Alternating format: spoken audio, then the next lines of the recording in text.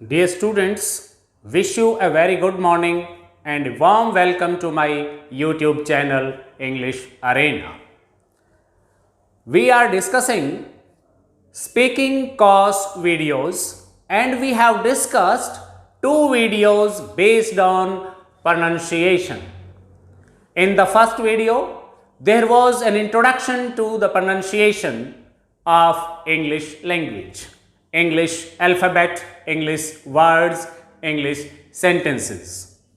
And in the second video, we discussed 5 long vowel sounds. And today, we are going to discuss 7 short vowel sounds.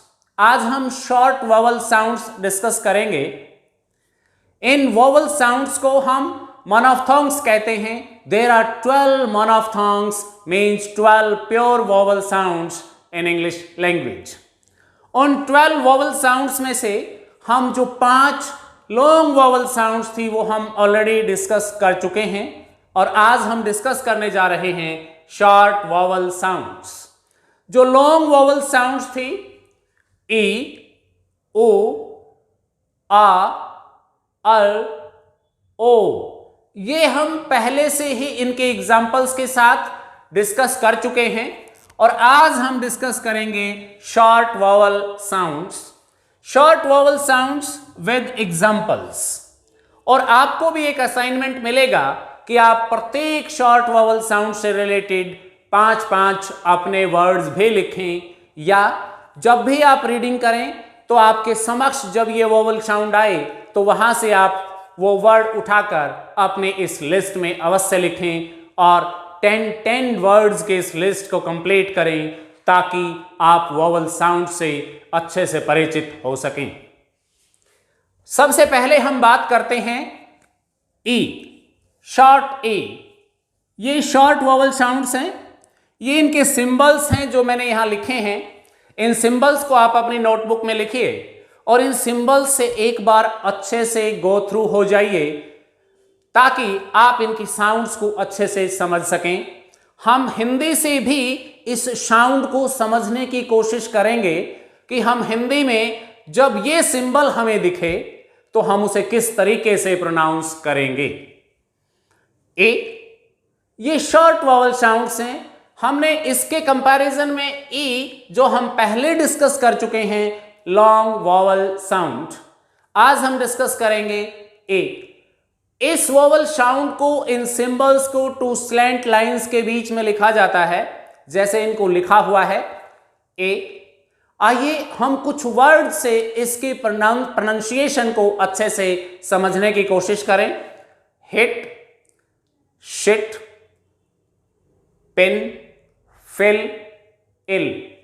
ये vowel sound किसी word के beginning में भी आ सकती है, middle में भी आ सकती है, एंड में भी आ सकती है. हम कुछ एग्जांपल्स यहां देख रहे हैं.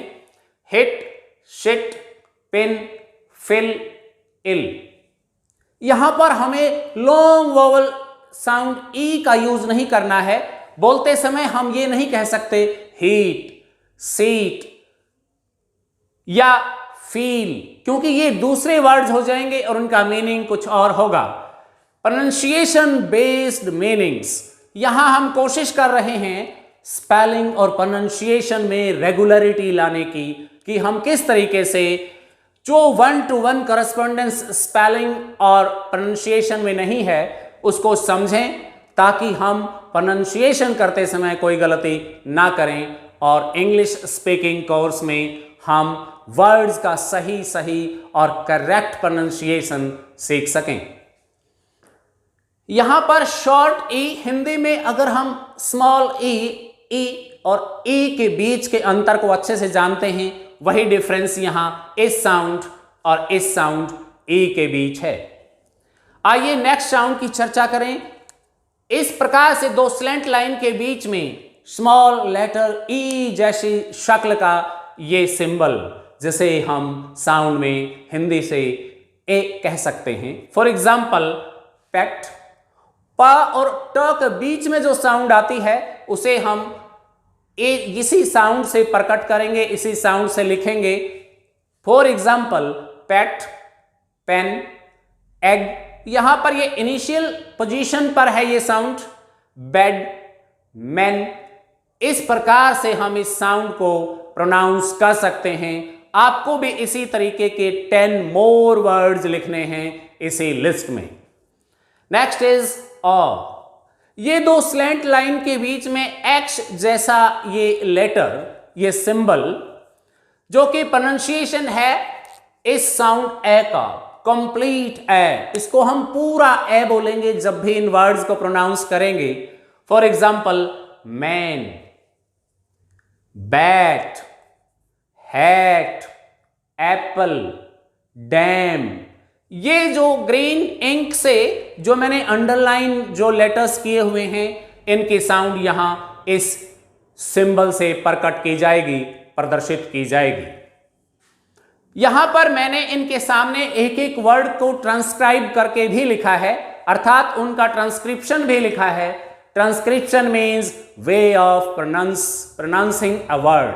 फॉर एग्जाम्पल, यहां पर मैंने इस पेन को लिखा है, पेन। अगर हमारे सामने ये ट्रांसक्रिप्शन है तो हम इसका करेक्ट प्रोनाउंसिएशन कर सकते हैं, लेकिन केवल स्पेलिंग्स देख लेने से, केवल स्पेलिंग्स पर एक नजर डाल लेने से हम प्रोनाउंसिएशन को करेक्ट कर सकें, यह आवश्यक नहीं है। यही तो डिफरेंस है spelling and pronunciation, too near too फार।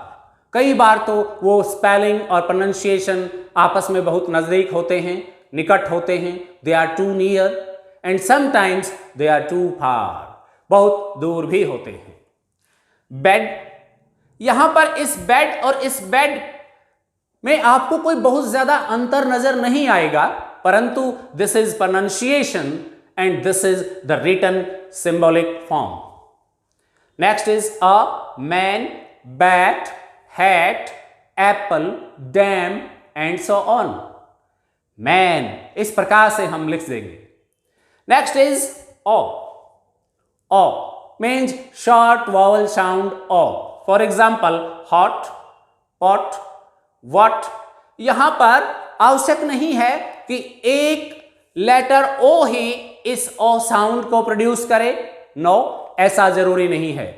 इस वर्ड व्हाट में देखिए, लेटर ए, ये लेटर ओ साउंड को प्रोड्यूस कर रहा है, इसे हम बोलेंगे व्हाट। व्हाट नहीं बोलेंगे, what. What is your name. Next is shot, cot etcetera.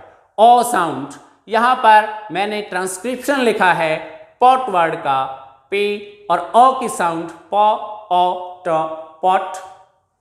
Next is a. ये स्लैंट लाइन के बीच में ये उल्टी वी जैसा, इन्वर्टेड वी जैसा जो सिंबल आपको दिखाई दे रहा है, this symbolises, this refers to half A. अगर हम हिंदी में इस प्रोनाउंसिएशन सीखें तो आप ए को यदि आधा बोलेंगे तो यही साउंड निकलेगी। फॉर एग्जाम्पल, वर्ड से आपको समझ आएगा, कट, कट, कैट नहीं बोल रहे हैं हम इसको। अगर हम इसको कैट बोलते तो वो इस साउंड में आ जाता, कंप्लीट ए, कैट, यहां लिखेंगे।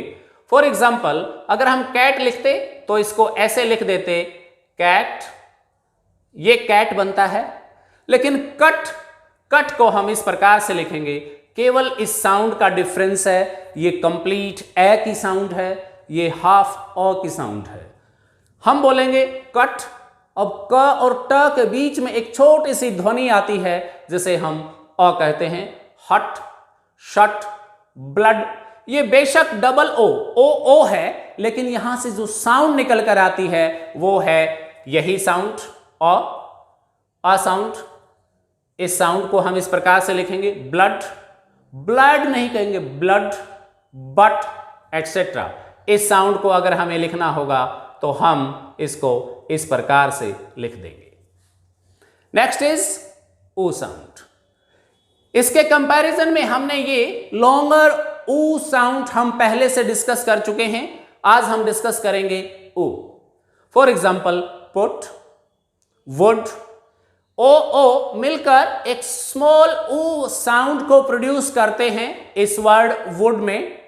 Put, would, bull, book, full, etcetera. अगर हम यहां पर साउंड को दूसरे तरीके से इस साउंड का यूज कर दें तो इन वर्ड्स की स्पेलिंग्स और मीनिंग्स चेंज हो जाएंगे। फॉर एग्जाम्पल, अगर हम कहें फूल, it will become something else. फूल बोलते ही ये इस प्रकार से एक नया वर्ड बन जाएगा, केवल साउंड का डिफरेंस है और उसी वजह से स्पेलिंग डिफरेंस भी यहां पर हो जाता है। Next is a, A.